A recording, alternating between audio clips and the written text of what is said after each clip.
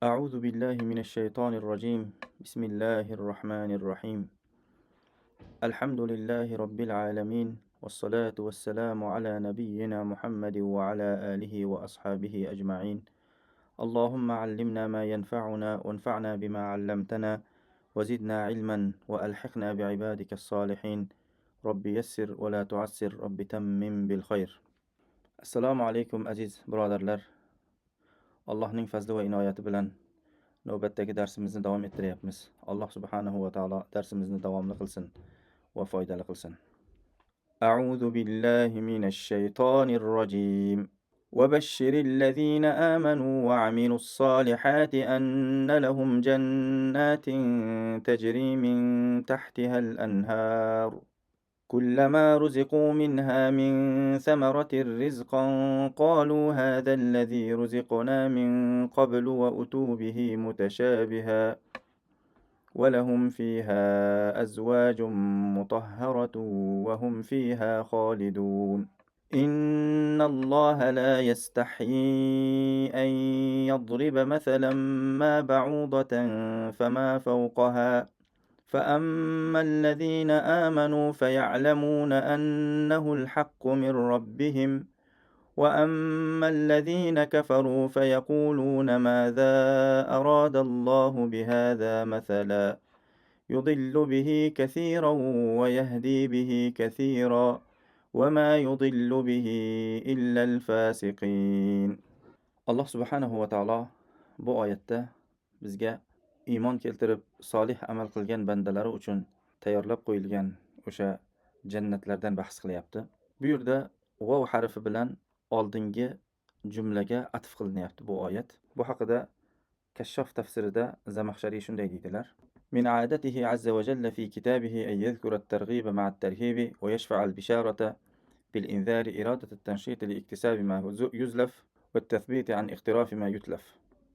فلما ذكر الكفار وأعمالهم وأعدهم بالعقاب قفاه ببشارة عباده الذين جمعوا بين التصديق والأعمال الصالحة من فعل الطاعات وترك المعاصي. الله سبحانه وتعالى o'z kitobidagi odatlaridandir targ'ib va tarhibni birga zikr qilishligi, ya'ni qiziqtirishlik va qo'rqitishlik, va inzor, ya'ni ogohlantirishlik bilan xushxabarni birgalikda keltirishligi Alloh subhanahu va taoloning odatidandir.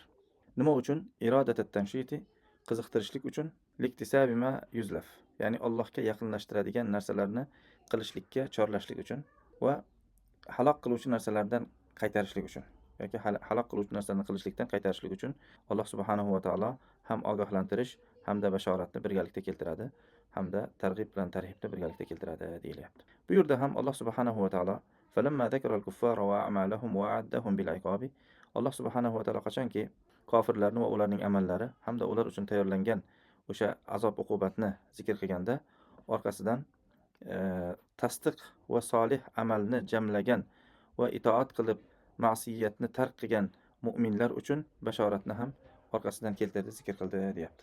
Demakki, mana shu Qur'oni Karimning uslubidan bittasi targ'ib bilan tarhibni birgalikda zikr qilishligi ekan. Va buni biz Qur'onni har joyda ko'ramiz. Masalan, agar jannat ahli zikr qilinadigan bo'lsa, orqasidan jahannam ahli, yoki jahannam ahli zikr qilinadigan bo'lsa, orqasidan jannat ahli zikr qilinadi. Bunga targ'ib va tarhib birgalikda keltiriladi. Bu oyatda ham va bashiril ladina amanu va amilus solihati, bu yerda qiziqtirish oyati bor, ya'ni bashorat bor. Undan oldingi oyat esa fattaqun narallati waquduha an-nas wal hijara uiddat lil kafirin, ya'ni kofirlar uchun tayyorlanib qo'ygan yoqilg'isi toshlar va insonlar bo'lgan jahannamdan qo'rqinglar, saqlaninglar deya mana shu jahannam zikr qilingandan keyin bu yerda esa jannat zikr qilinyapti va jannat ahli zikr qilinyapti. Mana shunga targ'ib va tarhib uslubi deyiladi.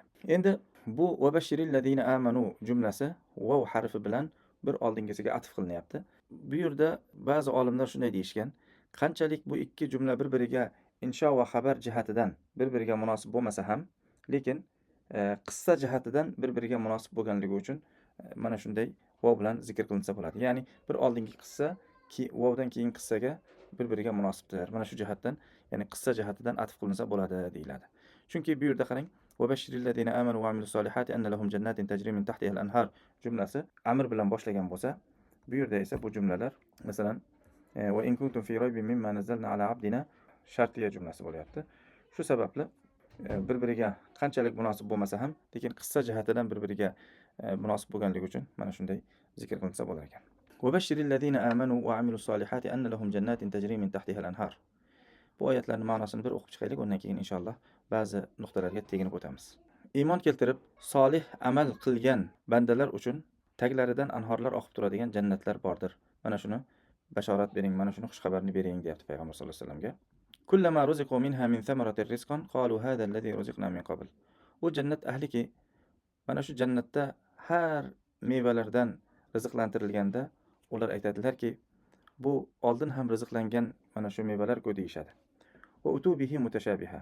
Va ularga o'xshash mevalar beriladi. Ya'ni bir xil mevalar emas, lekin o'xshash beriladi. Farqli faqatgina bir-biriga o'xshaydi bular. Va lahum fiha azwajun mutahhara. Ular uchun ya'ni pokiza ayollar ham jannatda bordir. Va hum fiha xolidun.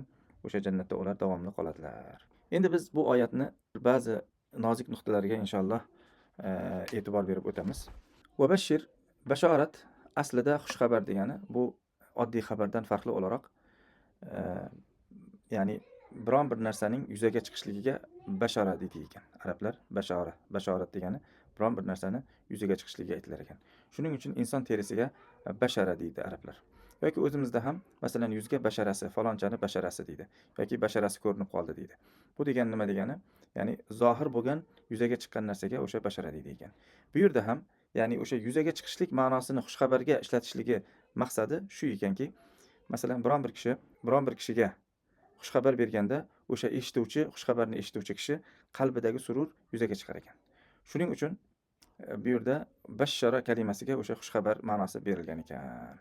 Ba'zilar, ya'ni Imom Nasafiy o'z kitobida, ya'ni tafsir kitobida, Madarikut Tanzil kitobida shu farqlarni aytgandan keyin aytgan ekanki, agar biron bir kishi farzandlariga aytsaki, "Man yubashshiruni biqudumi fulan." Falonchaning kelishligini kim menga xushxabarni beradigan bo'lsa, men shunday bir mukofot beraman deydigan bo'lsa, o'sha vaqtda farzandlaridan birinchi bo'lib o'sha xushxabarni bergan kishiga o'sha mukofot berilar ekan.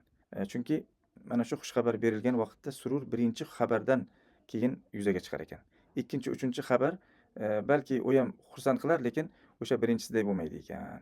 Lekin shunday deb aytsa, "Man yuxbiruni biqudumi fulan", ya'ni kim menga falonchaning kelishligini xabar beradi desa, xushxabar demasdan xabar bersa, shunday narsa beraman deydigan bo'lsa, bu yerda har xabar berganga mukofotni berishlik majburiyatida qolar ekan.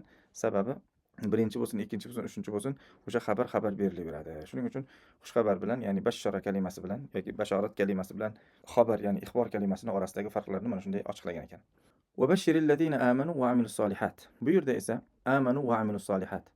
Ya'ni iymon keltirib solih amal qilgan kishilar deya mana shu yerda aytilyapti. Bu iymon va amal masalasida bu juda uzun bir masala, nihoyatda uzun tortishmalar bo'lgan masala. Bu yerda ajabo amal iymondanmi, amal iymondan emasmi deya olimlar orasida ixtiloflar bo'lgan. Buni Ibn Ashur rahimahulloh bu ixtiloflar 5 ta masala, ya'ni 5 ta ko'rish bor ekan bu ixtiloflar haqida. Endi biz bu yerda qisqacha shuni aytib o'tib ketsak bo'ladi, hammasini u yerda zikr qilmasdan. Kunimizda eng ahli sunnat orasidagi tortishma amal iymondanmi, iymondan emasmi deya tortishma bor. Shuning uchun Abu Hanifa rahimahulloh va ko'plab Imom Navoiy bo'lsin va boshqa olimlar amalni iymondan bir parcha sanamaganlar. Amal amaldir, iymon iymondir. Albatta iymon amalni keraktirishi mumkin, lekin amal ketganda iymon ham ketadi degan ma'no yo'q deya amal bilan iymonni orasini ayirganlar. Bu yerda ham Nasafiy tafsirida vav harfi mug'oyarat, ya'ni farqlilikni ifoda qilganligi uchun bu yerda ham amanu va amilus solihati vav bilan atf qilinganligi uchun bu yerda amal boshqadir, iymon boshqadir deya Madarikut Tanzilda mana shuni zikr qiladi. Va buni faqatgina Imom Nasafiy emas, balki ko'plab olimlar mana shuni vav harfi bilan amal bilan iymonning farqli bo'lganligiga dalil keltirishadi. Endi amal iymondan bir parcha deydigan olimlarga keladigan bo'lsak, bular ahli salafning ko'pchiligi, masalan, iymonni ta'rifida shunday deganlar: iqrorun bil lisani va tasdiqun bil janani va amalun bil arkani. Ya'ni iymon nima deydigan bo'lsa, iymon til bilan aytib, til bilan iqror qilib, qalb bilan tasdiq qilib, undan keyin javorihlar bilan amal qilishlik deya shunday ta'rif qilganlar. Demakki, ahli salafdan amalni iymondan bir parcha hisoblagan ekanlar. Buni ham Ibn Ashur mana shu, ya'ni sahobalarni yoki o'sha tobiinlarni amalni bir iymondan bir parcha hisoblashligining sababini aytganki, ular o'sha darajada iymonlari ziyoda ediki, amalsiz iymonni tasavvur qila olmasdi. Shuning uchun amalni iymondan deya hisoblagan. Lekin biz natijaga qaraydigan bo'lsak, amalning tarki kufrga olib bormaganligi uchun bu yerdagi tortishmalar lafziy tortishmaga qaytadi deya shunday ba'zi fikrlar bergan ekan. Amal iymondan bir parcha bo'lishligining ba'zi natijalari zohir bo'ladi. Ya'ni iymon zoid bo'lib, noqis bo'lib yoki zoid bo'lishligi, ya'ni ko'payib kamayishligi o'sha iymonga bog'liq. Shu sababli bu natijalar amalning iymondan bir juz bo'lganligini keltiradi. Lekin o'sha yuqorida aytib o'tganimizdek, takfir masalasi bo'lmaganligi uchun bu yerda amalning tarkida bu amalning demakki iymondan bir parcha bo'lmaganligini ham keltirar ekan. Xulosatul kalom mana shunday tortishmalar bor. Agar mabodo bu haqida tafsilotli ma'lumot olmoqchi bo'lgan kishilar bo'ladigan bo'lsa, o'sha aqida kitoblariga va ba'zi tafsir kitoblariga qarasa, inshaalloh mana shu olimlarning bu yerdagi tafsilotli fikrlarini o'qib ko'radilar. Endi har qalay bu yerda Alloh subhanahu va taolo mana shu jannat tagidan anhorlar oqib turgan jannatlar faqatgina iymon keltirganlar emasda, balki solih amalni birgalikda qilgan kishilarga deyilyapti. Imom Nasafiy mana shu tafsirida aytadiki, bu yerda ya'ni jannatning iymon va amal qilgan kishilarga bo'lishligi, demakki Alloh subhanahu va taolo jannatni va'da qilyapti iymon keltirib amal qilgan kishilarga. Lekin faqatgina iymon keltirgan kishilarga esa jannat bu yerda va'da qilinmayapti. U Allohning mashiatiga qolgan deya. Endi mana shu yerda xohlasangiz bir o'sha tafsirni o'zidan o'qisak bo'ladimi desak, vaqtimiz unchalik ko'p bo'lmaganligi uchun, ya'ni ko'p uzayib ketmasligi uchun qisqacha mana shuni aytadi. Keyin amanu va amilus solihat, biz buni ya'ni har doim ko'ramiz. Qayerda Qur'oni Karimda iymon zikr qilingan bo'lsa, orqasidan solih amal zikr qilinar ekan. Demakki, iymon bilan solih amal bir-birining mutolozimi deymizmi ortiq. Ya'ni bir-birini keraktirgan narsa. Ya'ni qalbdagi iymon mutlaqo solih amalga aylanadi. Bu yerda va amilus solihat alif lom, ya'ni shu masalani ham qisqacha aytib o'tib ketsak, alif lom bilasizlar, oldin ham Fotiha surasida zikr qilgandik, alhamdu oyatida. Alif lom biroz tafsilotli qaraydigan bo'lsak, 4 xil ma'noni ifoda qiladi. Alif lom ahad, ahdi zihni, ahdi xorijiy, undan keyin jins va istig'roq. Ya'ni istig'roq degani barcha ma'nosini ifoda qiladi. Ahad esa faqatgina ma'lum bir shaxsni ifoda qiladi. Lekin bu yerdagi alif lomni istig'roq deyishgan olimlarimiz, ya'ni barcha solih amallarni qilishlik. Ya'ni solih amalni faqatgina namoz o'qib qolgan solih amallarni emasda, barcha solih amallarni qilgan kishilar deya mana shunday tafsir qilishgan. Ya'ni bu yerdagi demakki alif lom istig'roq alif lom ekan. Istig'roq alif lomidan keyin ko'pincha mufrat kalima keladi. Bu yerda solihat deya jam siyg'asi keltirilyapti. Ibn Ashur at-Tahrir va at-Tanvirda shunday deydi. Aytadiki, agar istig'roq ifoda qilgan alif lomdan keyin qachon mufrat keltiriladi? Mufrat kalimasi o'sha mufratning yoki o'sha alif lomning istig'roq bo'lganligiga bir ishora bo'ladigan bo'lsa, mana shu mufrat o'laroq kelar ekan istig'roq alif lomidan keyin. Agar o'sha ishorat kelmaydigan bo'lsa, istig'roq alif lomidan keyin solihat deya jam siyg'asi keltirilar ekan. Endi bu haqida Bag'aviy tafsirida Usmon bin Affon radhiyallohu anhu va amilus solihat deganda shunday tafsir qilgan ekanlar. Ya'ni axlasul a'mala minar riya'i. Ya'ni riyodan amallarini riyodan xolis qilgan kishilar, ya'ni riyodan xoli qilgan, ya'ni riyosiz amal qilgan kishilar deya shunday tafsir qilgan ekanlar. Endi Muad bin Jabal radhiyallohu anhu shunday degan ekanlar. Solih amalni 4 ta sharti bor. Birinchisi ilm bo'lishlik kerak, ya'ni inson bilishlik kerak qaysi amal solih amal, qaysi amal solih bo'lmagan amal deya. Mana shu birinchisi ilm bo'lish kerak ekan, ikkinchisi niyat bo'lish kerak ekan, uchinchisi esa sabr bo'lish kerak ekan, to'rtinchisi ixlos bo'lish kerak ekan. Mana shular bilan birgalikda bo'lganda amal solih bo'lar ekan. Anna lahum jannatin tajri min tahtiha al-anhar. Mana shu iymon keltirib solih amal qilgan bandalar uchun jannatlar bordir deyapti. Qanday jannatlar? Tagidan anhorlar oqib turadigan jannatlar bordir. Bu yerda jannat ma'nosidagi janna siyg'asi aslan mastur, ya'ni yashirilgan, yopilgan, ko'rinmagan ma'nolarni ifoda qiladi. Shuning uchun jinga jin deyiladi, sababi insonning ko'ziga ko'rinmaganligi uchun. Yoki janin deyiladi, ona qornidagi farzand, ya'ni tug'ilmagan bolaga janin deyiladi, hali ko'rilmaganligi uchun. Yoki jinni deyiladi, masalan, aqli mastur bo'lganligi uchun.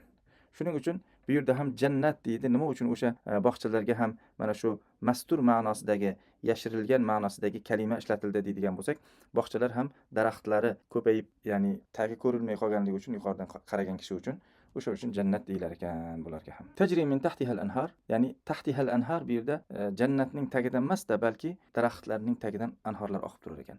Ba'zi olimlar aytganki, bu yerdagi tajri ma'nosi davomli oqib turgan suvga aytiladi. Sababi o'sha oqib turgan suv sasimaydi ekan. كلما رزقوا منها من ثمرة رزقا قالوا هذا الذي رزقنا من قبل. U jannat ahli har mevalardan iste'mol qilganda, rizqlantirilganda aytadilarki, bu biz oldin ham rizqlantirilgan bu mevalar-ku deyishadi. Va utubihi mutashabiha. Va ularga ya'ni bir-biriga o'xshash mevalar beriladi. Endi bu yerda har rizqlantirilganda demakki davomli rizqlantirilar ekan. Kullama ruziqu. Rizq masalasi, ya'ni Qurtubiy tafsirida shunday bir tafsilot aytib o'tgan ekan. Aytgan ekanki, ahli sunnat va jamoatga ko'ra rizq inson farzandi foydalanadigan har narsaga rizq deyilar ekan. Mu'tazilalarga ko'ra esa rizq faqatgina halol bo'lgan narsaga rizq deyilar ekan, halol bo'lmagan narsaga rizq deyilmas ekan. Shuning uchun masalan deylikki, insonning mulki bo'lgan narsaga rizq deyiladi deya mana shundan tortishma kelib chiqqan. Harom mulkiyat bo'lmaganligi uchun, shuning uchun bunga rizq deyilmaydi deya mana shunday tortishmalar bor. Lekin ahli sunnat va jamoatga ko'ra hammasi rizq deyiladi. Masalan deylikki, yosh bola sut emayotganda o'sha sut uni mulki bo'lmaydi. Lekin yana u rizqlangan bo'laveradi. Shuning uchun ahli sunnatga ko'ra, ya'ni inson farzandi foydalanadigan har narsaga rizq deyilar ekan. Mu'tazilaga ko'ra esa insonning mulkiga rizq deyilar ekan. Mulk bo'lmagan narsaga rizq deyilmaydi ekan. Shuning uchun harom narsalarga rizq deyilmaydi ekan. Chunki harom mulk hisoblanmaydi. Endi bu yerda min samaratir rizqan qalu hada allazi ruziqna min qabl. Ya'ni biz oldin ham rizqlangandik bulardan deyishligi. Bu haqida mufassirlarning ba'zi tafsirlari bor ekan. Ba'zi sahobalardan rivoyatlar keltirishgan ekan. Ibn Kasir rahimahulloh buni Ibn Abbos radhiyallohu anhudan dunyodagi mevalarga o'xshash, faqatgina ism jihatidan o'xshash degan ekan. Keyin ikkinchi tafsir, bu bir-biriga o'xshashlik dunyodagi narsalarga emas-da, balki jannatdagi mevalarni bir-biriga o'xshashligi deyishgan ekan. Hatto shunday deydi ekanki, ya'ni mana shu hozir yeb iste'mol qilib turgan mevadan oldin ham, ya'ni bir oldingi marta yeganimizga o'xshaydi-ku deyishar ekan. Masalan shunday deya aytishgan ekan. Alloh subhanahu va utubihi mutashabiha, ya'ni o'xshash beriladi. Ya'ni bu o'xshash beriladi degani nima degani? O'xshagan, bir-biriga o'xshagan narsalar beriladi degani, demakki asli boshqa ekanda, faqatgina o'xshaydi ekan.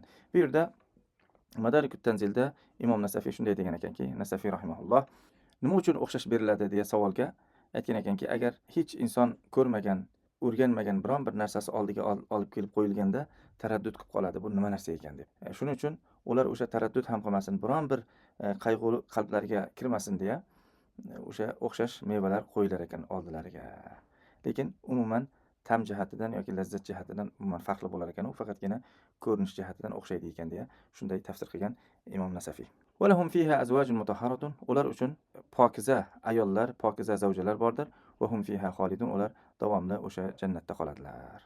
Endi bu yerda biz bu oyatni butuniga bir qaraydigan bo'lsak, mana shu ne'matlar yoki jannatda beriladigan o'sha ne'matlar iymon keltirib solih amal qilgan kishilar uchun bo'lar ekan. Undan keyin ya'ni inson lazzatlanadigan, inson zavq oladigan barcha narsa bu yerda qarib zikr qilinyapti. Masalan, birinchisi jannat, bog'chalar. Inson biron bir chiroyli joyga, manzaraga qarashlik bilan lazzatlanadi, zavq oladi. Bu yerda jannatlar bor. Ya'ni ko'zga xitob qiladigan ne'mat. Va oqib turgan anhor. Bu ham ko'zga xitob qiladi, ham insonning chanqog'ini qoldiradi. Undan keyin insonning yeyishlik g'arizasini ketkazadigan mevalar. Kullama ruziqu minha min thamaratir rizqan qalu hada allazi ruziqna min qabl wa utubihi mutashabiha. Mana shu oyat insonning, ya'ni qornini to'ydirishlik g'arizasini ketkazadigan bu mevalar. Va yana bir ne'matdan bahs qilinyapti. Bu yerda esa rafiqalar.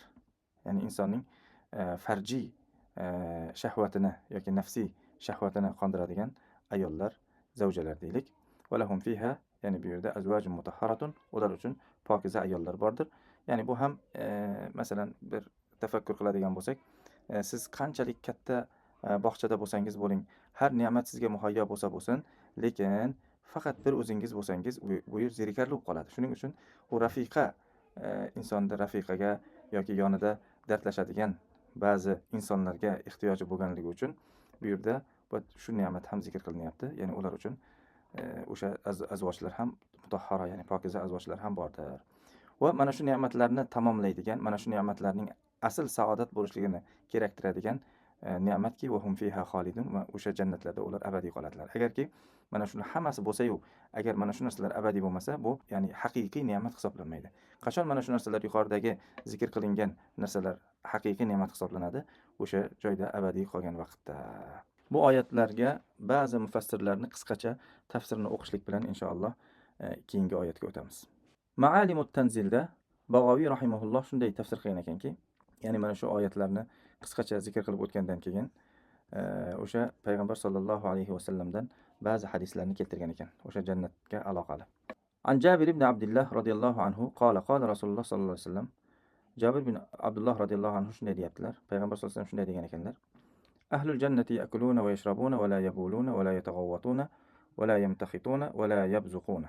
Ahli jannatda yeydilar, ichadilar, lekin bavul qilmaydilar va hojatlarini ketkazmaydilar. Ya'ni tualet hojatlarini ketkazmaydilar.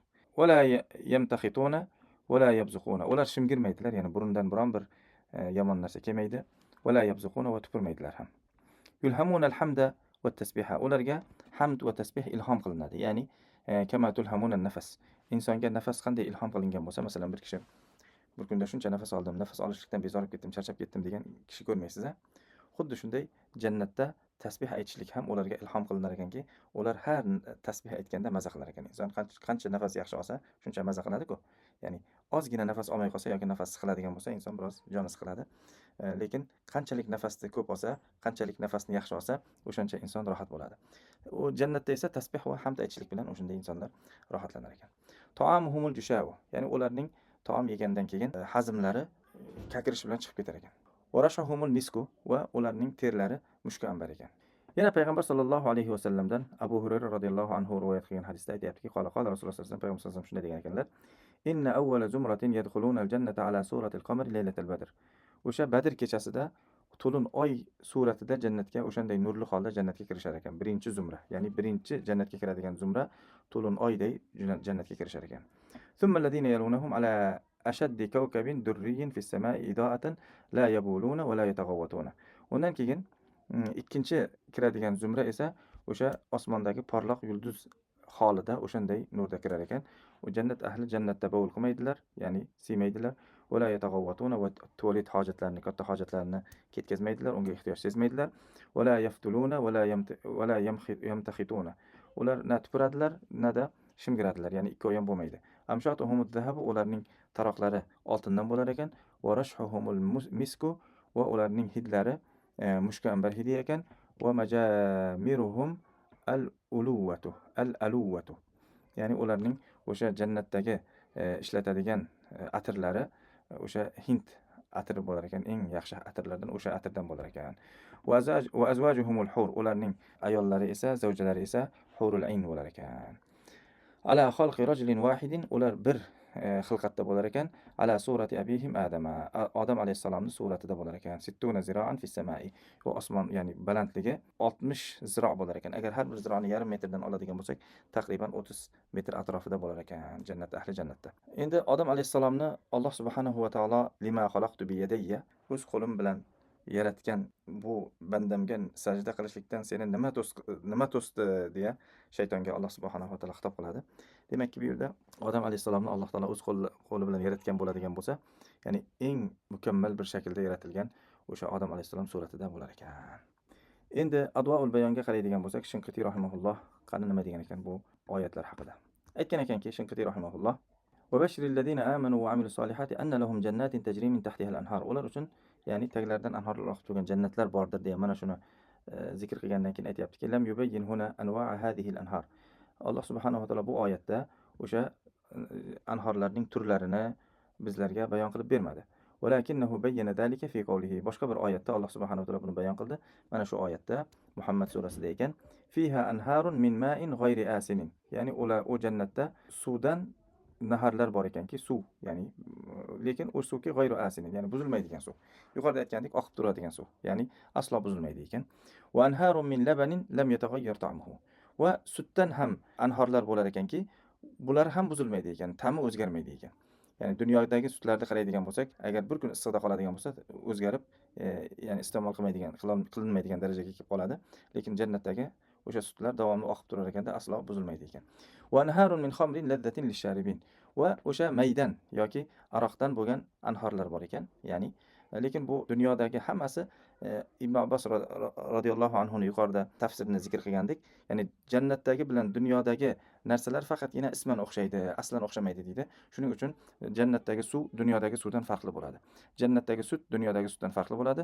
Jannatdagi aroq, ya'ni xamir yoki may deylik, dunyodagi aroqdan yoki xamirdan farqli bo'lar ekan. Chunki lazzatin lisharibin, ichuvchilar uchun lazzatli deyapti bu yerda. Ha, dunyodagi maylar esa bu lazzatli emas, bu achchiq narsa bo'ladi. Va anharun min asalin musaffa, va sof asaldan anhorlar bo'lar ekan.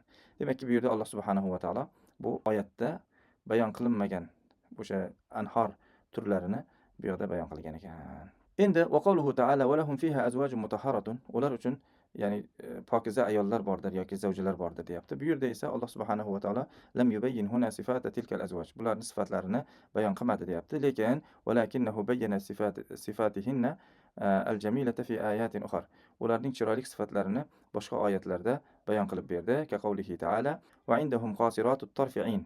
Ya'ni ularning huzurlarida ko'zlari erlaridan boshqani ko'rmaydigan, ya'ni boshqaga qaramaydigan va ohu ko'zli hurlar bo'lar ekan.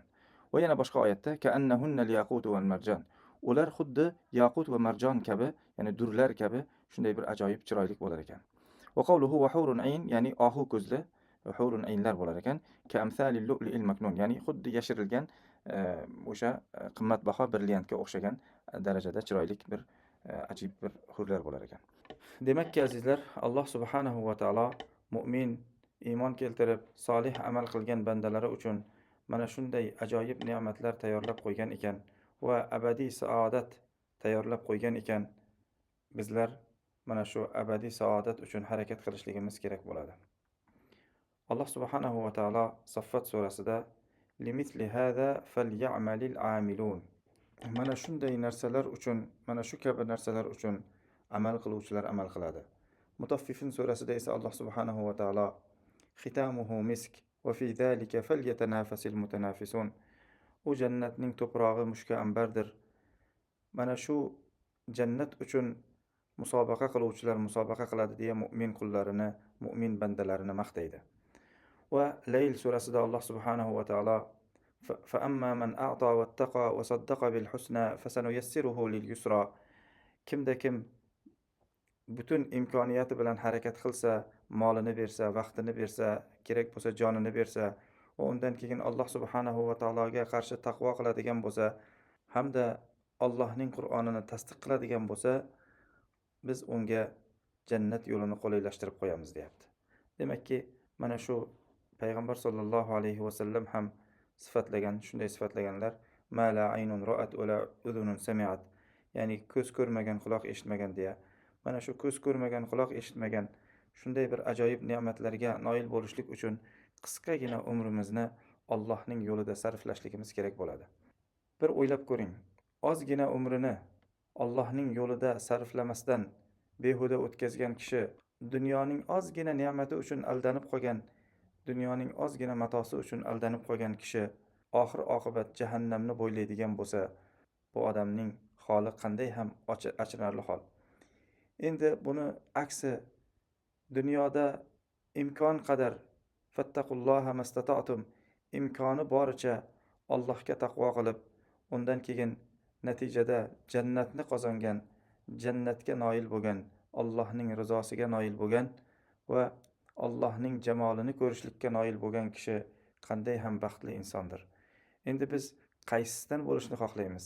Albatta, o'sha baxtiyor, abadiy saodatga erishadigan kishidan bo'lishni xohlaydigan bo'lsak, Alloh subhanahu va taologa va rasuliga itoat qilishligimiz kerak bo'ladi. Va natijada mana shu ne'matlarga erishamiz. Alloh subhanahu va taolo o'z fazli bilan bizlarni jannatiga kirgizadi, agar Alloh subhanahu va taolo aytganday qul bo'ladigan bo'lsak. Bu darsimiz juda cho'zilib ketmasin deya mana shu yerda to'xtatamiz. Aslida yana bir oyatni o'qimoqchi edik, lekin darsimiz cho'zilib ketmasin deya mana shu yerda to'xtatamiz. Alloh subhanahu va taolo bizlarni o'sha o'zining rizosini qozongan mu'minlardan aylasin. Alloh subhanahu va taolo qiyomatda eng dahshatli kunda bizlarni arsh soyasi bilan soyalantirsin. Alloh subhanahu va taolo mana shu zikr qilingan jannatdagi ne'matlardan bizlarni ham ne'matlantirsin. Alloh subhanahu va taolo bizlarga ham jamolini ko'rishlikni nasib va muyassar qilsin. Va axiru da'wana anil hamdulillahi robbil alamin.